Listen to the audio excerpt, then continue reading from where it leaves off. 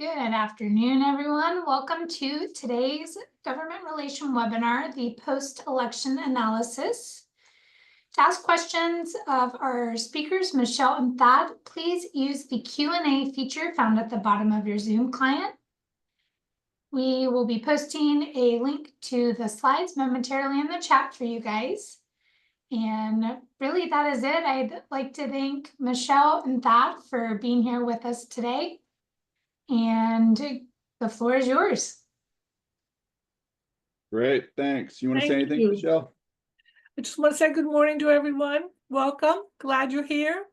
I'll be monitoring the Q&A and interrupting Thad from time to time with important questions. So please feel free to fill up the Q&A box. And with that, Thad, off to you. Thank you, Michelle, and thanks everyone for joining. Lots to talk about. As Michelle said, feel free to ask questions throughout and we can try to answer them, and then we'll also try to leave some time at the end. We've got a lot of slides, so we'll try to get through them at a relatively quick speed. But if you have questions, please let us know. Want to thank Sam Ford, who helped put together the deck as well, who's part of the team. And we're going to try to just kind of give an overview of some of the election results. Obviously, folks, are reading the papers, watching the news, know what's going on, but give a little more detail around some of the Senate races, some of the leadership stuff happening in the House, and then get into the key committees, what's happening around tax policy, what we're expecting for 2025. What's going on at the IRS, and then we'll touch on some of NAEA's priorities and how this all impacts that. Obviously, we've got Trump returning to Washington for 2.0. It's the first time in a long time that we've had a president that served and then left for a little while and then is coming back. And so it's going to be a different environment as last time. They sort of know what they want to achieve. They've got a stronger sense of how to get things done. And he's sort of prioritizing, I think, different things than he did last time around in terms of what he's looking for. And so we've already seen some of that play out in his picks and such. Obviously, the presidential results, they were about 8 or 7 main swing states that everybody was tracking: Arizona, Georgia, Michigan, Nevada, North Carolina, Pennsylvania, and Wisconsin. As these races sometimes go, they all ended up going Republican. They tipped all the same way. The narrative going into the race with this was going to be extremely close. It ended up not being as close as we thought it would be. The percentages, in each state were still relatively close. You'll see, like in Georgia, Trump won by 0.74%, and Pennsylvania less than a percent, but ended up carrying all the swing states for a pretty decisive electoral college win. The Senate is where a lot of attention has been. Republicans always had a very favorable map for the Senate.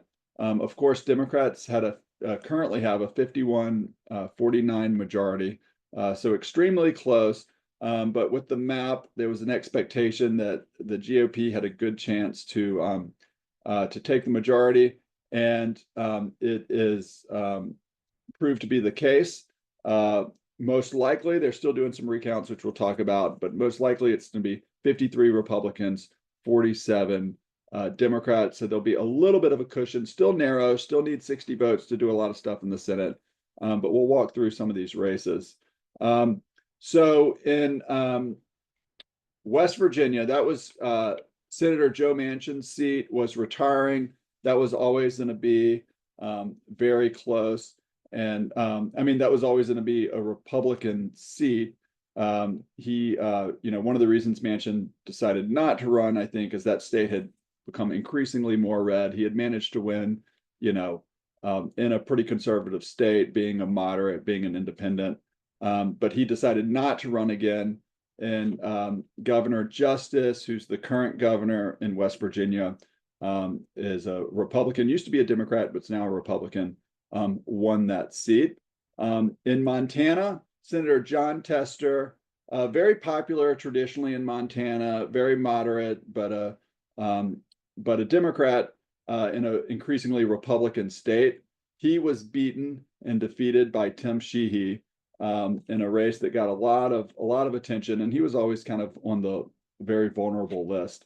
And then Senator Sherrod Brown, someone who's on the Senate Finance Committee, is the chairman of the Senate Banking Committee, had a very competitive race in Ohio.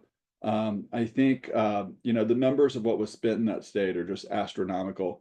I think even just the campaigns raised each over $100 million. And so that was a real battle, but Sherrod Brown was defeated by Bernie Moreno. And so those were 3 seats right there that flipped from Democratic to Republican. Pennsylvania is the race that's currently being recounted. Right now, McCormick has a slight lead over Senator Bob Casey, who is the incumbent, also a member of the Senate Finance Committee.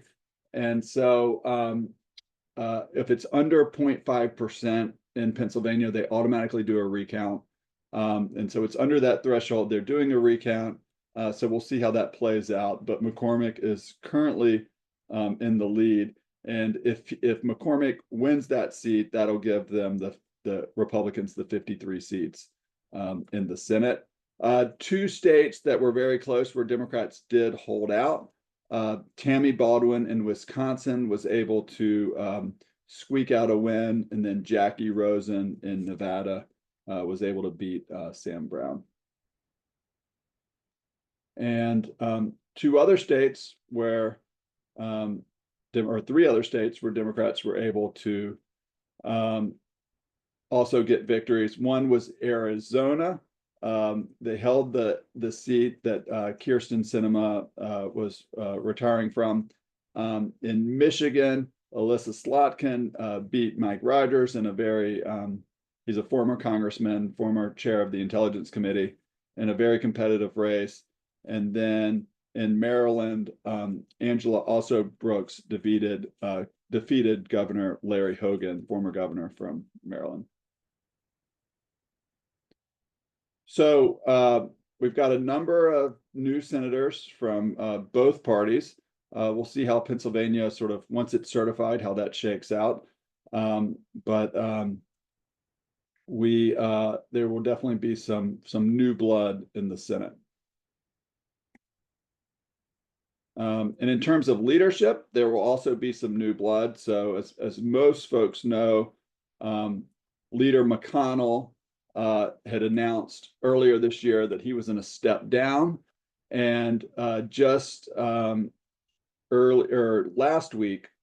Wednesday, they had the leadership elections among the Republican caucus, and John Thune was elected. He beat out John Cornyn, and also Rick Scott from Florida were his 2 main opponents. And he got the votes. He's been the number 2. He's considered an establishment figure. He's had run-ins with Trump in the past and has disagreed with him on things, but has also said that he thinks his sort of job will be helping shepherd through the Trump agenda. I think that these nominations will be the first sort of test for that, as obviously there's a lot of nervousness around some of the nominees that Trump has put out there. So Thune is going to be tested on how that sort of shakes out between members of the Senate and the Trump administration. John Barrasso, Tom Cotton, Shelley Moore Capito also got leadership positions in the Republican conference. And on the Democratic side, they have not had their elections yet, but Chuck Schumer from New York is expected to remain the Democratic leader. So in the House, Republicans had a 5-seat majority going into the elections. When you looked at the map, there were a lot of vulnerable Republicans in seats where Biden had won in states like New York, California, and other places. And then there was also some redistricting where it looked like Democrats had a decent shot of taking back the majority. My prediction was always if Trump has a pretty decisive win, I thought Republicans would hold the House. If it was sort of a tie or a mix between Harris and Trump, I thought Democrats had the edge. Republicans have managed to hold on to the House. It's going to continue to be very narrow majority, but they hit the 218 threshold that they needed, and so they will continue to hold the House. They are still counting a lot of seats out in California, so we don't know the final number. As of a few days ago, it was 218 for Republicans, which was the number they needed for the majority, and then 208 on the Democratic side, with the number of seats in California still being counted. And for leadership, I sort of, the other thing we were thinking about, well, who is Mike Johnson going to survive into the next Congress? Is he's going to remain the speaker? He was obviously kind of a surprise speaker after McCarthy was forced down, and I think that if they had lost the majority, his time as leader might have been ticking.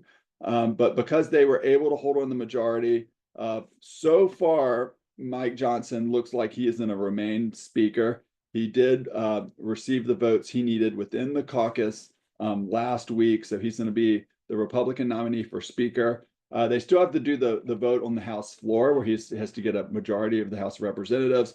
There could be some folks trying to stop him there, conservatives in the House, but most likely Speaker Johnson will remain speaker for the next Congress. Steve Scalise will be majority leader, and Tom Emmer majority whip. So no changes there. And then on the Democratic side, actually this morning, Hakeem Jeffries was selected by Democrats to remain the Democratic leader. So the Trump administration, folks have obviously been following all this, and so we're not going to try to do a complete analysis, but there's a lot of anticipation for what does a Trump presidency look like. Who is he picking? What are his policy choices going to be? How aggressive is he going to be? There were a lot of promises made on the campaign trail. What's kind of real, what's not real, and what we've seen so far is some picks that are sort of out of the box, not your traditional picks. Kristi Noem was chosen as the Secretary of Homeland Security. Secretary of State Marco Rubio, which is a pretty traditional choice.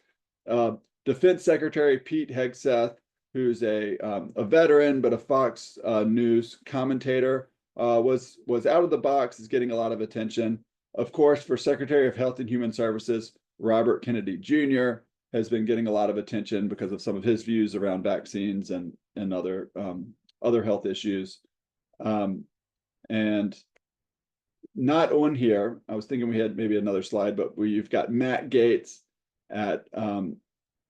for Attorney General, which is probably getting the most attention because Matt Gaetz was the congressman who forced out McCarthy, sort of had a personal beef with Speaker McCarthy, and really kind of led the brigade that led to him having to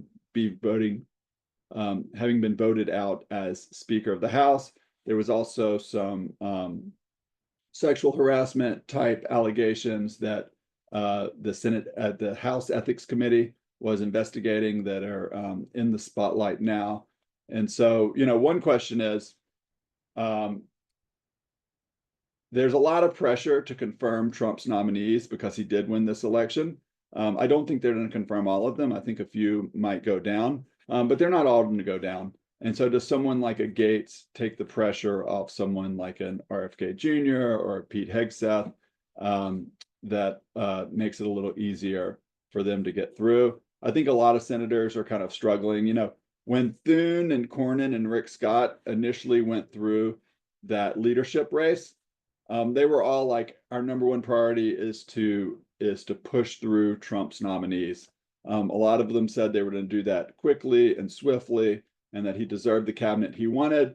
But when some of these nominations started coming out, I think some of the senators started getting nervous, and so they kind of went back to the, advise and consent is the role of the Senate. We're going to have a very thorough vetting process and hearings before we make up our mind on who to confirm and who not to.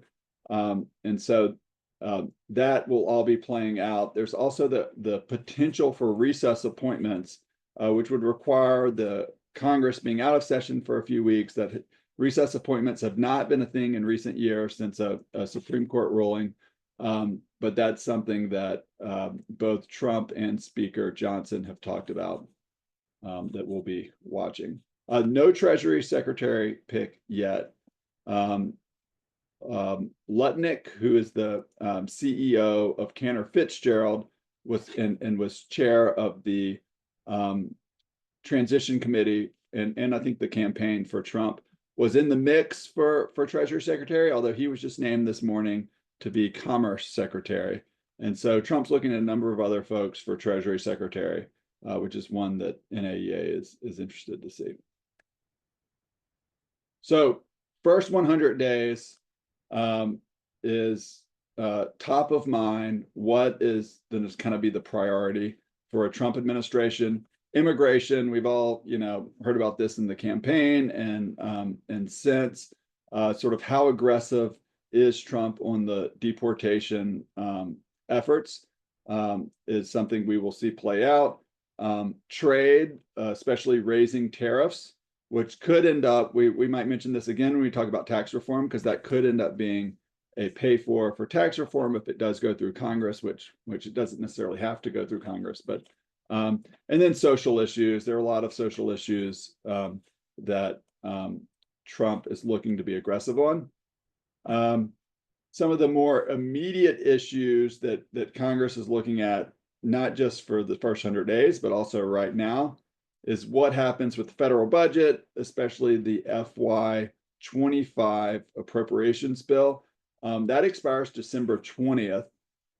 There's a push by Speaker Johnson right now to have a CR, a continuing resolution, that would take us into March. Speaker Johnson does not, want to do this before the end of the year. They'd rather have a Trump White House in place, have it after the big speakers vote in January, so it doesn't have to make any uncomfortable sort of deals with Democrats. There are others on the Senate side that would like to clear the decks, get this thing done with. It might come down to time. I mean, the time is ticking, and when they get back from Thanksgiving, it's going to already be early December. And so I think that just based on that, we might end up with a CR in going into March. NDAA, the Defense Authorization Bill, that's sort of something they're working on right now that likely will move before the end of the year. The Farm Bill, they did release language yesterday around the Farm Bill, but most people think it will get punted and extended into next year. And a couple of issues that are kind of out there. One is the debt limit expires again on January 2nd. Through extraordinary measures, they can go longer, but that's something that we'll have to deal with next year, potentially as part of tax reform or another bill, which is always a little dicey. And then AI regulation is artificial intelligence regulation is one that they've looked at trying to do before the end of the year. We'll see if anything actually gets done there. Michelle, I'm going to take a breath and ask if there's any questions that have come in. Not so far. You're speeding along quite well.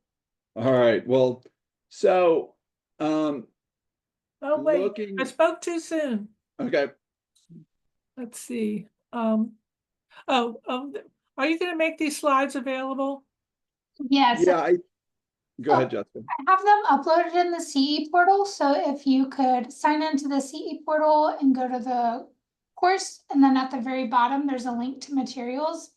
I've also put the link to the materials, the link to the slides in the chat.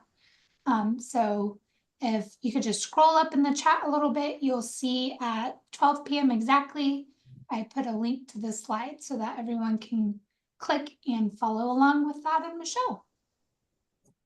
So as I'm sitting here looking at this slide, I realized a mistake. This should say the first 2 years historically, I think.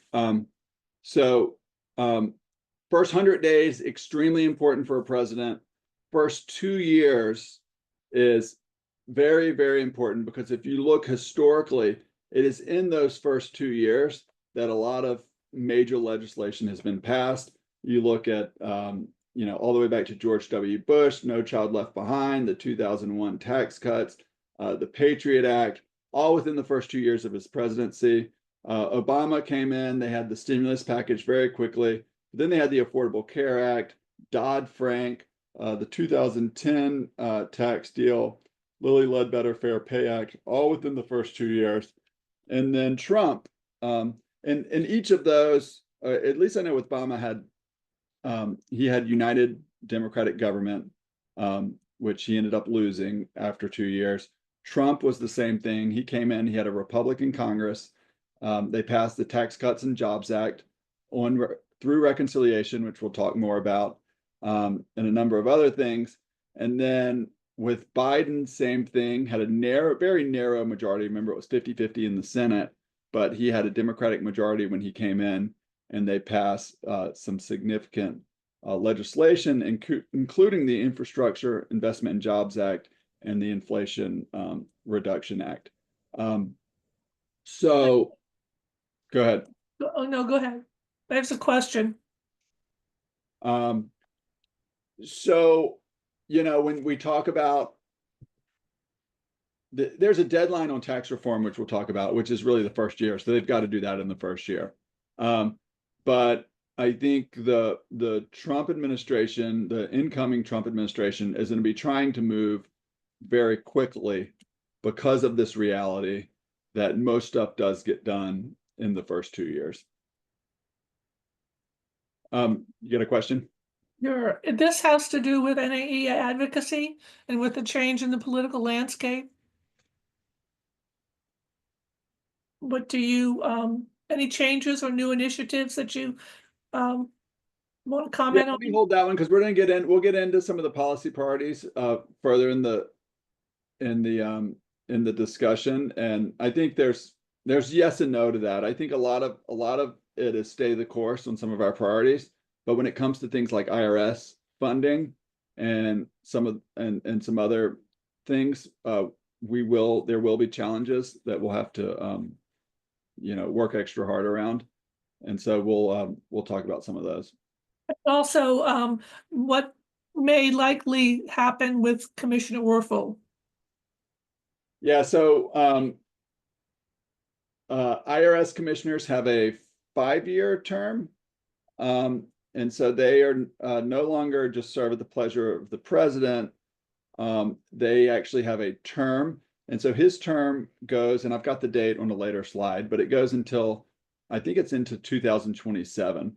Now, the president does have the power to come in and fire the commissioner if he chooses, but he doesn't, it's not automatic like a lot of, secretaries. When the administration turns over, you get a new person.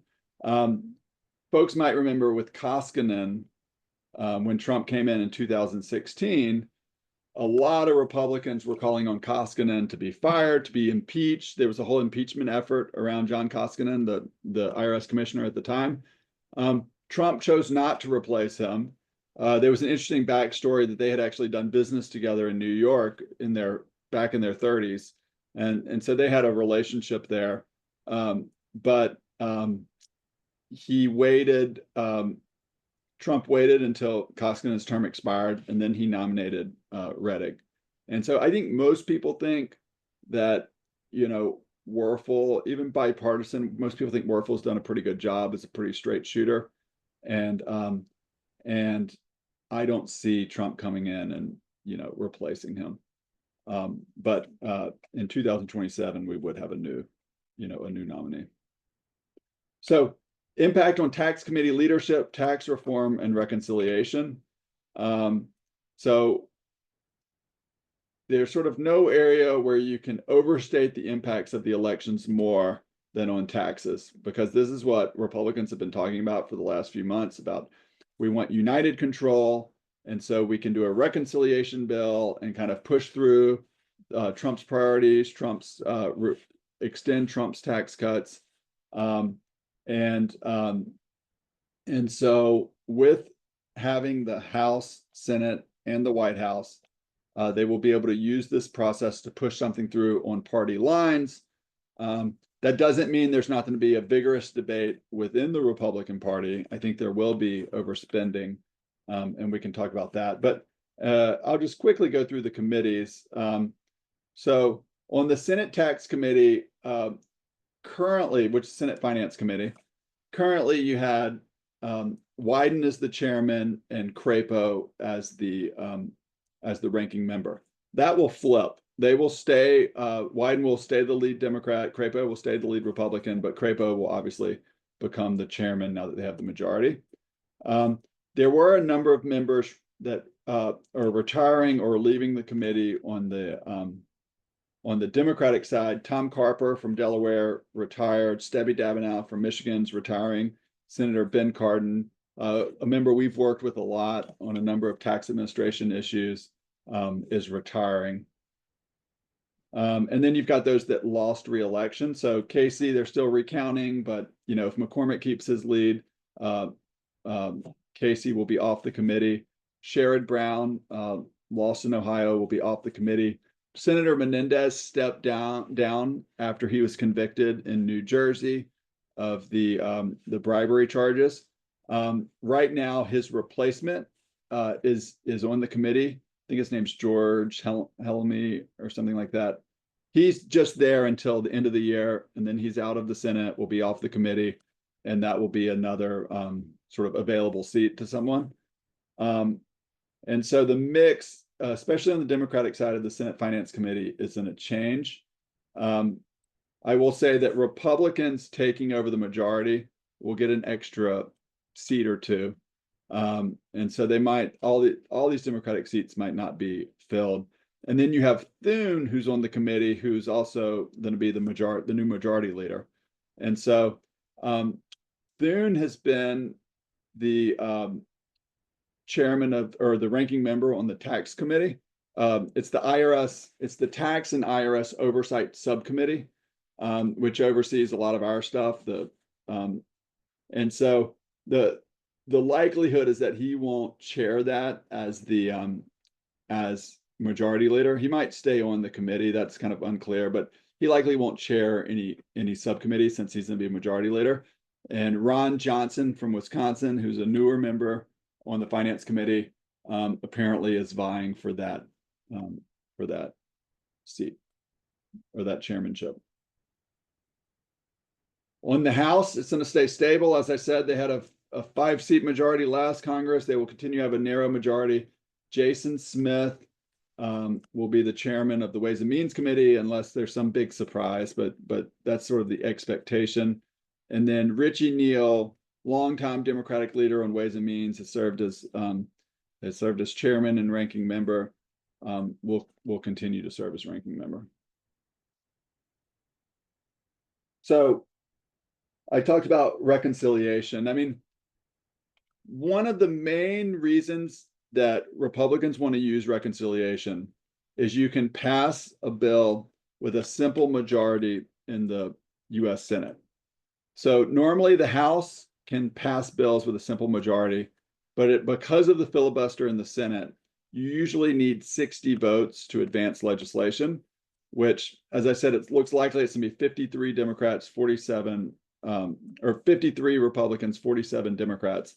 And so on things like the appropriations bill or all other legislation, it becomes more bipartisan because without 60 votes, Democrats can block the minority party can block the legislation. Under the reconciliation process, which is a budget legislative maneuver, it allows a bill to pass with a simple majority in the Senate. And so that's the main reason they want to use this. And the way it kind of works is the House will pass a budget resolution, the Senate will pass a budget resolution. These instructions will go to the committees will draft the bills, and then each side will vote on their bill, the House and the Senate, and then they'll have to reconcile them. And then eventually it'll go to the president. One thing they have to do is pick a number that they are willing to increase the deficit by. So if you look at 2017, initially they said we want a budget neutral. They had some surpluses, so they said we want a budget neutral bill. And then they ended up agreeing, no, we'd like some higher tax cuts. We'll increase the deficit by up to 1.8 trillion. They kind of have to decide on that number on the front end, and then they can, go kind of write the bill to fit that number. Of course, if you have revenue raisers, pay-fors, that's going to reduce how much you increase the deficit by. If you have tax cuts, that's going to increase it. And so just keep that in mind as I kind of run through all the stuff that's on the table, because there's some expensive provisions on the table, and they're going to have to kind of balance that. All right, tax cuts versus how much deficit are we willing to take on? So as I think most folks know, there are a lot of provisions in the Tax Cuts and Jobs Act, which is the 2017 Trump tax bill, that are expiring at the end of 2025. The marginal tax rates, so the income tax rate that we all pay would readjust at the end of 2025 to pre-2017 levels, meaning they would all increase unless they're extended. The standard deduction would go back to the smaller size it was before 2017. Personal exemptions would come back. The child tax credit would still exist, but would be much smaller. The 199 cap A provision, the 20% pass-through deduction, that would go away at the end of 2025. There's an employer credit for paid family and medical leave. That would go away at the end of 2025. And a couple other factors. The charitable contributions deduction, there's an adjustment there. The state and local tax, the SALT deduction. So remember, in 2017, one of the big pay-fors for that tax bill was to cap your SALT deduction at $10,000. That cap goes away at the end of this year. That's something that a lot of these high tax states like New York, New Jersey, Illinois, California, a lot of moderate Republicans have been pushing to either increase or eliminate that cap, the $10,000 cap, ever since it passed. And so that's been a big election issue. That was an issue when the speaker was elected. And so that automatically goes away, but it was a big pay for. It paid for a lot of the, it raised a lot of money by capping that deduction. And so that's going to be a big debate, because there are Republicans that are saying, we will not vote for a $10,000 cap. We will not vote for a tax bill if it includes a $10,000 cap. Now, could there be a compromise? I think likely you could see a higher cap. You could see a cap staying in the next tax bill, but it being higher, whether it's 20,000 or 60,000, we'll have to see. But that's going to be a big issue. The mortgage interest deduction was capped. The overall limitation on itemized deductions. And then there's a number of things that aren't actually expiring, but are still going to be in the mix because of potential revenue they could raise, or just folks wanting to take another look. One is the corporate tax rate. That was made permanent in 2017, went down to 21%.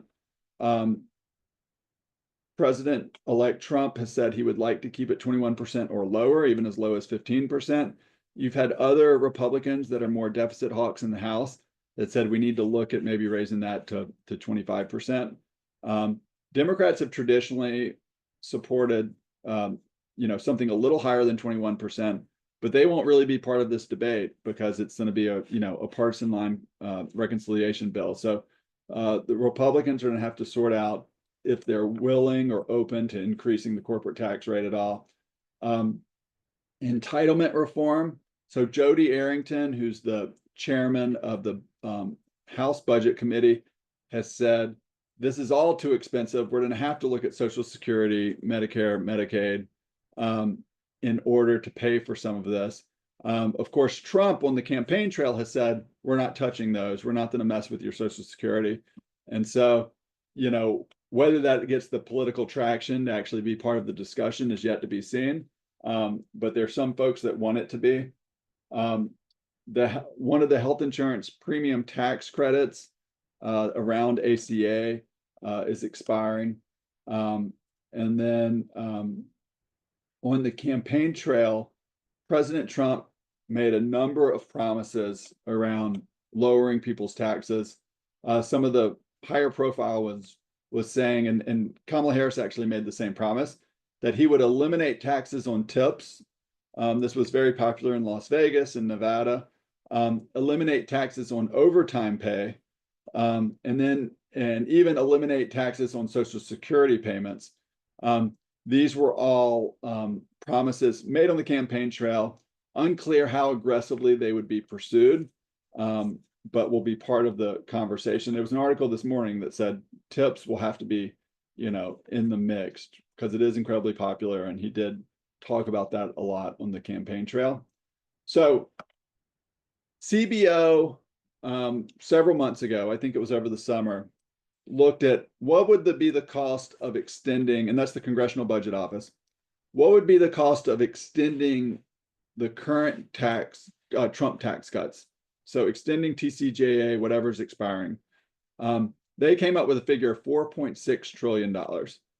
That doesn't include these additional things like if you made SALT cap higher, that would increase that cost.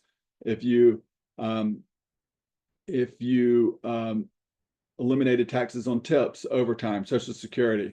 I've seen the figure, if you did all those things that were talked about on the campaign trail, could be as high as $11 trillion. And then if you factored in increased tariffs, which is one of the ways President-elect Trump has said he wants to pay for this stuff, you could be back down to about $8 trillion. But regardless, we're looking at a very big price tag. And there are a number of, especially House Republicans, that are very adamant that the deficit should not be increasing by a large number under Republican control. And so I really think this is going to be the debate over the next few months, is that balance between tax cuts, sort of promises on the campaign trail, where do you find pay-fors, to pay for some of this stuff, and how much are they willing to increase the federal deficit by?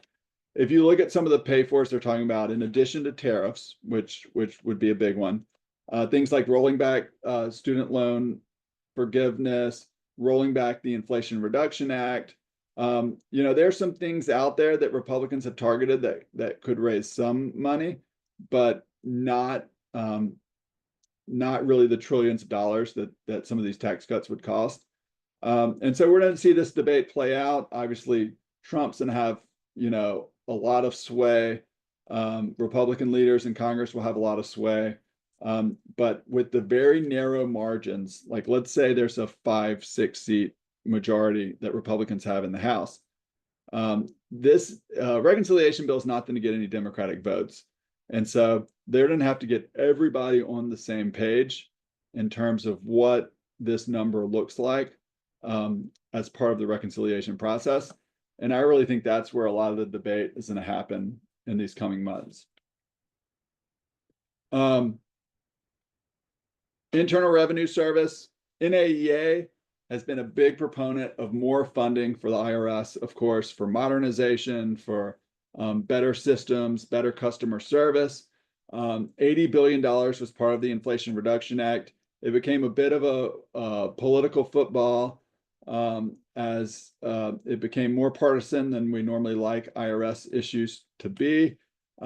As part of the the debt limit negotiations, President Biden agreed to reduce that by around 21 billion, or maybe it was 20 billion. I think this number initially was like 79 point something billion. So he agreed to reduce it by 20 billion, which has been done as part of as part of the current the most recent fiscal year appropriations bills.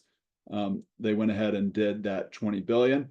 And so now the actual figure is about 59, a little over 59 billion. Will Republicans come after that figure and try to reduce the IRS budget more? I think it's likely. Remember, to pass an appropriations bill, you do need, this would be separate than the reconciliation process. You do need the 60 votes in the Senate. And so I don't think that number is going to completely go away, but it could be part of negotiations. From a NAEA perspective, one of the things we've really pushed is modernization and better customer service. That plays well across the board. Most Republicans, when you get them in private, will say, "Oh, we're all for improving the systems. What we don't like is the increased enforcement money." I know that we have our own views on enforcement and sort of the need for more balanced enforcement as well.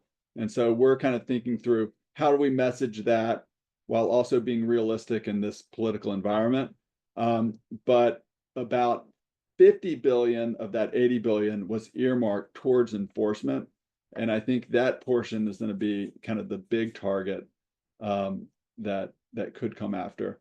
But I think, in this coming administration, coming Congress, IRS funding will be a major issue. Sort of maintaining a decent level of funding that allows them to keep making some of these technology upgrades will be something that NAEA is definitely talking to Congress about, talking to the administration about, trying to encourage moving forward.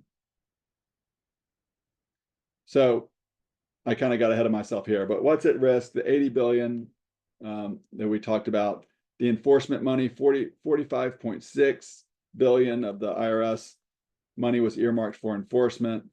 The question earlier about will Werfel stay? So his term ends on November 12th, 2027. So NAEA's policy priorities. So these are the policy priorities that we had last year. We will be, we're always sort of evolving these and updating them. But I'll just walk through a few of these and kind of how they might look different or not look different under a Trump administration and new Congress. So minimum standards for tax preparers, obviously longtime priority of NAEA, one that we feel like we've gotten some traction on over the last 6 months. This is a bill that has kind of been stalled in the House. We've got a big champion in Jimmy Panetta from California, but it's been a struggle to get Republicans behind the bill. But then last year or earlier this year, the Senate Finance Committee, both Crapo on the Republican side and Wyden on the Democratic side, started working on a bipartisan compromise to get minimum standards for tax preparers. And they've got a tax administration bill that would be separate than the reconciliation bill. It'd be a bipartisan bill that they are including this in. We've had conversations with them since the election. Their immediate assessment is the election should not derail our efforts around this. This remains a bipartisan effort, and we're hopeful that this can be on track to continue to move along. Now, of course, there are going to be a lot of competing priorities for Republicans on the Senate Finance Committee with tax reform. And so we're realistic that we don't necessarily expect this to be first out of the gate and pass immediately overwhelmingly. But we do think this is one that, regardless of administration, regardless of Congress, as long as we have good bipartisan folks working on this, that we can continue to make progress and eventually hopefully get something passed into law. modernizing the IRS. This kind of feeds into the whole IRS argument in terms of how do we advocate for continued sort of resources at the IRS. I'll also say on some of these more specific issues, like whether it's CAF or the Tax Pro account, IRS is an agency that is overwhelmingly made up of career employees. The only two political appointees are the chief counsel and the commissioner. And so, you know, we're working with folks that are not going to turn over just because there's a new White House. Now, that doesn't mean like the strategic direction coming out of Treasury, which has a lot more politicals, you know, could change, and resources could be an issue. But we think that we can continue to work on these issues, like how do we provide more and better feedback on the Tax Pro account so the changes they are making are actually meeting the needs of enrolled agents? How do we continue to advocate for an overhauled central authorization file CAF system that actually, you know, meets the needs and does the job? And so a lot of this stuff is sort of in the bowels of the IRS. It's not being made at the White House level or the, you know, the congressional level. And so those are areas where we do think that we've got to stay the course, keep pushing. Balanced enforcement and taxpayer notices. This is one kind of coming out of COVID.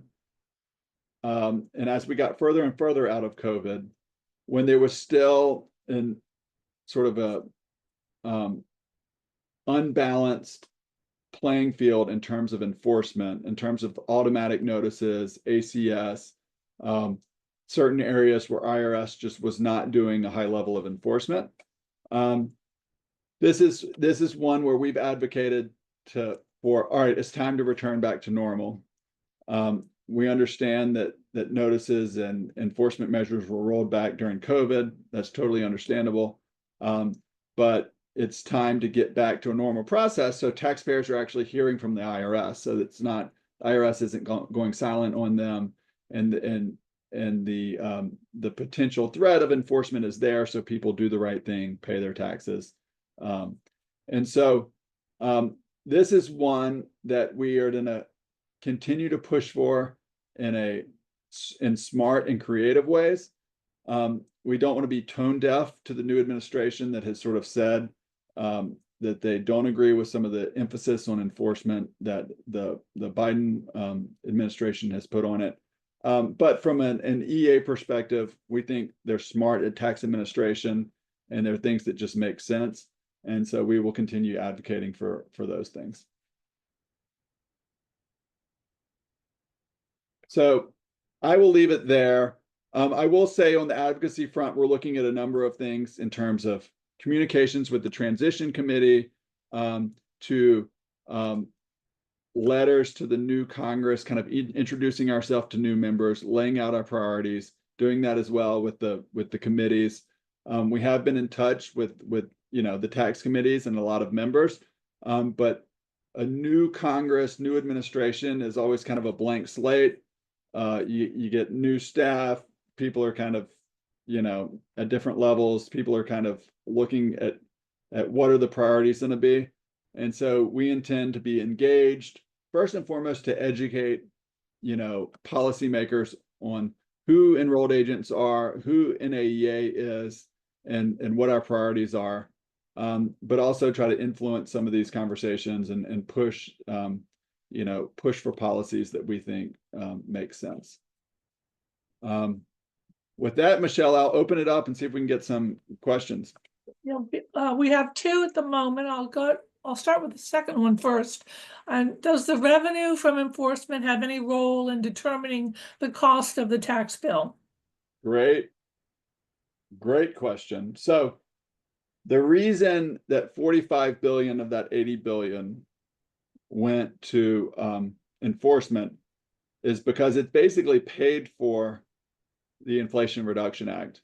You know, folks will probably remember that was, I think it was scored by by Congress, by CBO and JCT, who does sort of calculates how much these things are cost, that if you spend 50 billion on enforcement or 80 billion overall at the IRS, that it would raise about 800 billion. I think it was between 750 and 800 billion. That was about the cost of the Inflation Reduction Act. And so this was actually the pay for the Inflation Reduction Act. So if they roll back this money, then in terms of the folks scoring the bill, there will be a cost, because the idea is if you're, less money on enforcement, you're collecting less money, that ends up costing the government money. And so that will play an impact if, say, this gets rolled back in a annual appropriations bill or something like that. It will impact the overall score and cost of that bill. I don't think, and I could be wrong, but I have not heard this contemplated as part of the reconciliation tax reform package. I feel like this might be dealt with more like an annual appropriations bill. At least when they rolled back the first 20 billion, that's how they did it. And so I'm not sure this would be part of the tax reform package, but could be more at risk in the individual bills. But I think we'll see.